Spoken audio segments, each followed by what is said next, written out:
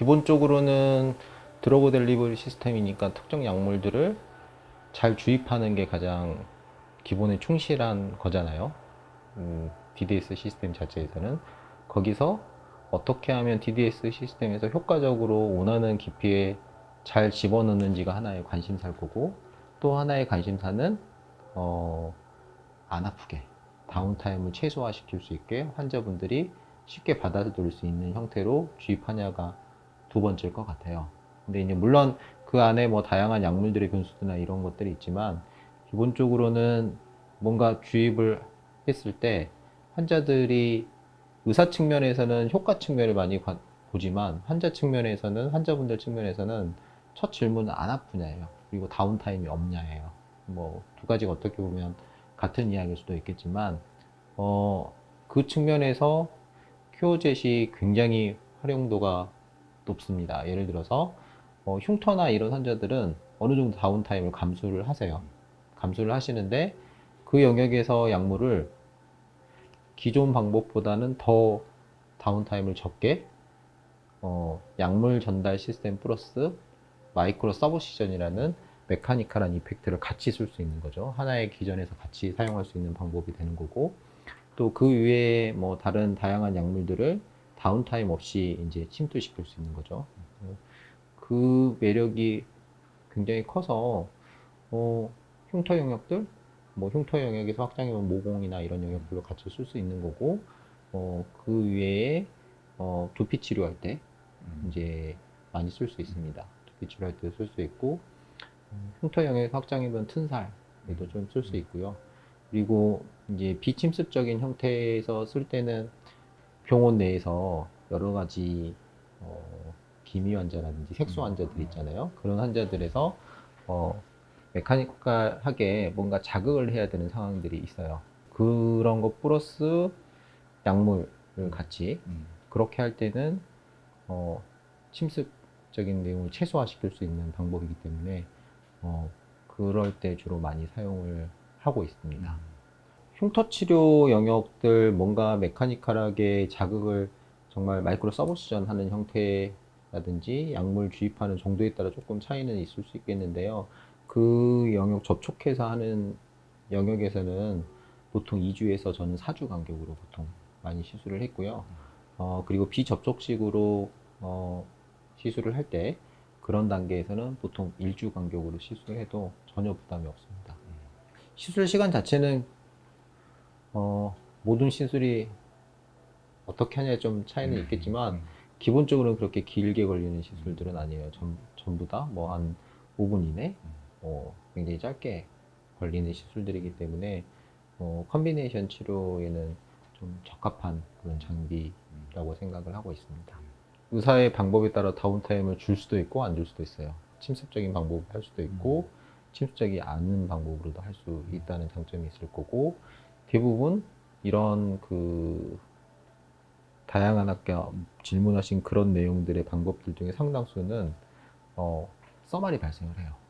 열적 손상들이 발생을 하게 되는데, 얘는 주 기전 자체가 메카니컬 이펙트가 굉장히 강한 거예요. 그래서 이런 메카니컬 이펙트 자체만으로도 실제로 굉장한 변화들을 보이거든요. 그런 효과 측면에서는 다른 기전이라고 할 수 있는 거죠. 하나의 다른 기전이 있기 때문에 대부분의 저희 의사 선생님들이 대부분 집중하고 있는 게 열적 손상에 집중을 하고 있잖아요. 그 열적 손상 위의 영역들은 뭐 대부분 또 디바이스들이 다 열적 손상에 집중하고 있어요.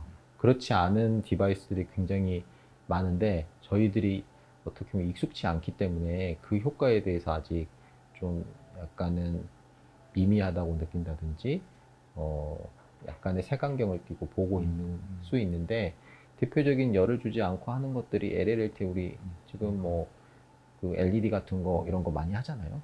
뭐 그런 영역들이 하나가 있을 수 있고, 또 뭐 다른 뭐 레이저를 이용한 영역에서도 지금 계속 나오고 있는 영역들을 보면 대부분은 아주 낮은 에너지에서 열적 손상을 거의 주지 않는 영역들이 있을 거고, 이제 또 메카니컬한 이펙트 영역에서는 이런 장비들이 굉장히 좀 유용할 수 있는데, 기존에 이런 메카니컬한 이펙트들을 줬던 장비들이 물론 있어요. 예전에 뭐 에어젯이라든지 뭐 이런 류들이 좀 있긴 한데, 실제 굉장히 과량의 강력한, 어떻게 보면 강력한 게 꼭 좋은 것만은 아니니까요. 어떤 영역에서는 필요할 수도 있지만 특정 영역에 사용하기에는 오히려 작은 게 필요할 수도 있기 때문에, 그러니까 저는 이 영역이 약간 다르지만 다르게 환자들한테 접근을 해요.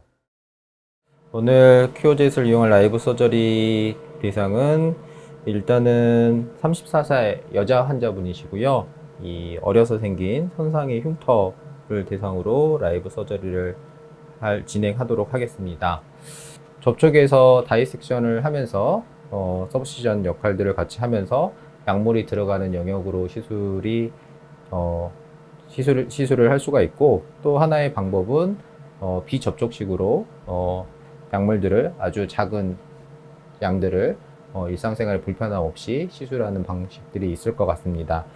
일단 이런 그 오래된 선상의 흉터들은 1차적으로는 뭔가 이제 메카니컬하게 서브시전을 해주는 역할들이 필요하고, 이게 이렇게 만져보시면 이 피부 아래쪽에 이렇게 덴스한 소묘 조직들이 많이 만들어진 걸 확인할 수 있습니다. 이런 조직들을 부드럽게 만들어줘야만이 이제 표정 지을 때 조금 더 좀 부드러운 인상들을 만들 수 있기 때문에, 기본적으로는 다이섹션을 해주는 게 좀 중요한 치료법 중에 하나라고 생각을 합니다. 그래서 일단 약물 주입과 서브시전을 같이 할 수 있는 그런 장비를 선택을 했고, 그런 동시에 시술 가능한 장비가 큐어젯이라고 생각하시면 될 것 같습니다. 일단 접촉식으로 하게 되면은 일단 피부를 당기고, 어떠세요? 괜찮으세요?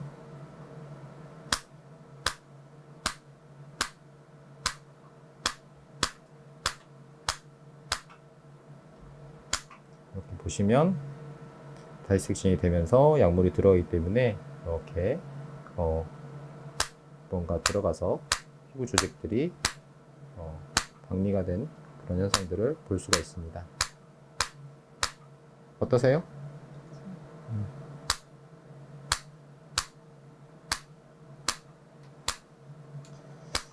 개인적으로 시술할 때는 가장자리 부분까지 충분히 조금 다이섹션이 되도록 시술을 해주고 있습니다. 흉터 조직 위에도 주변 조직으로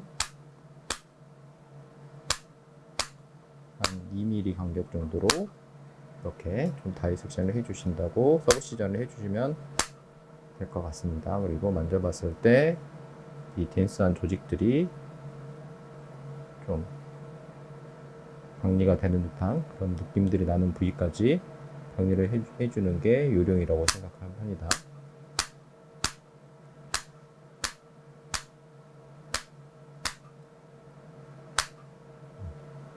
어떠세요? 괜찮으세요? 시술은 굉장히 쉽습니다. 왜냐하면 약물이 동시에 주입되면서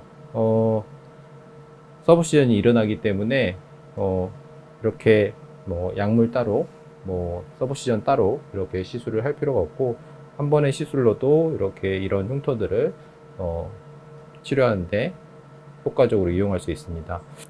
이제 이렇게 병행해서 시술을 할 때는 뭐 환자분들이 이런 흉터가 있을 때는 이렇게 피가 조금 나고 불편감이 있어도 좀 받아들일 수 있는데, 나머지 모공 치료라든지 이런 영역에서는 비접촉식으로 일상생활에 불편함이 없는 그런 형태로도 시술이 가능합니다.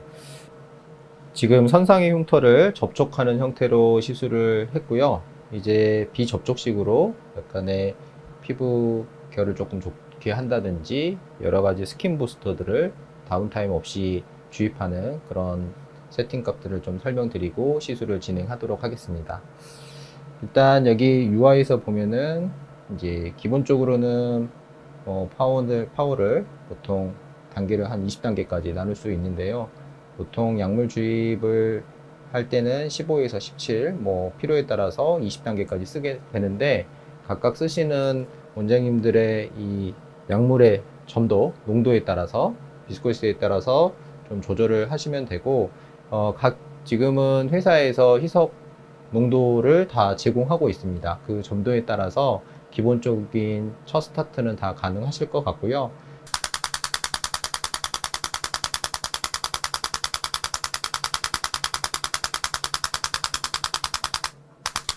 아픈가요?